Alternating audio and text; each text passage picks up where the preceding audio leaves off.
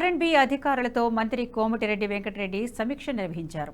రాష్ట్రంలో జాతీయ రహదారులు, గ్రామీణ ప్రాంతాల రోడ్లు, బ్లాక్ స్పాట్ల రిపేర్లపై చర్చించారు.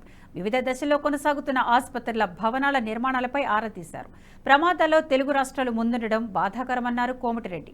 పెరుగుతున్న ట్రాఫిక్ సమస్యలను అధిగమించేందుకు రోడ్ల నిర్మాణం తప్పనిసరని చెప్పారు. తాను 24 గంటలు అందుబాటులో ఉంటానని, రోడ్లు బాగోలేక ప్రజలు ఎక్కడ ఇబ్బందులు పడొద్దని అధికారులకు సూచించారు. ప్రజలకు మెరుగైన రోడ్లను అందించడమే మన లక్ష్యం కావాలని చెప్పారు మంత్రి కోమటిరెడ్డి. ఏ ప్రభుత్వమైనా విజయవంతం కావాలంటే అధికారుల మద్దతు ఉండాలని, రోడ్లు చెడిపోతే ఆ బాధ్యత కాంట్రాక్టర్లతో పాటు అధికారులకు ఉంటుందన్నారు. రోడ్లు బాగలేకపోతే కాంట్రాక్టర్లను, అధికారులను ఏమీ అనరు, కానీ ప్రభుత్వాన్ని, ప్రజా ప్రతినిధులను ప్రజలు ప్రశ్నిస్తారని తెలిపారు.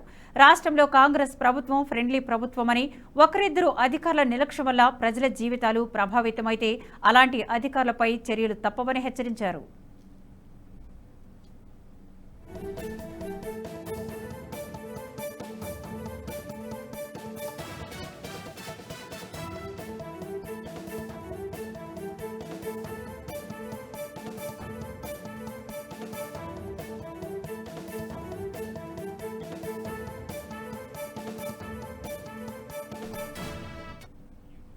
ఔటర్ రింగ్ రోడ్డుకు త్రిబుల్-ఆర్కు మధ్య రేడియల్ రోడ్లు నిర్మించేందుకు ప్రణాళికలు రూపొందిస్తున్నామని తెలిపారు మంత్రి.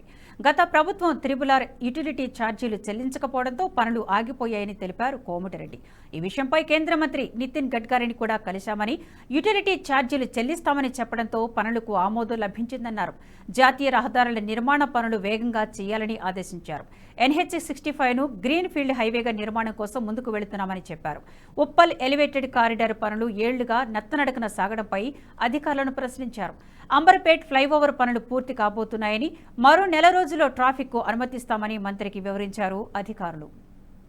ఈ వీడియో మీకు నచ్చినట్టయితే లైక్ చేయండి, 10 మందికి షేర్ చేయండి. అలాగే కామెంట్ల రూపంలో మీ అభిప్రాయాలను మాతో పంచుకోండి. Nationalist hub group of channels ను సబ్స్క్రైబ్ చేసుకుని తెలుగునాట జాతీయవాద జర్నలిజాన్ని ప్రోత్సహించండి. ఈ వీడియో కింద ఉన్న బెల్ ఐకాన్ పై క్లిక్ చేయడం మర్చిపోవద్దు.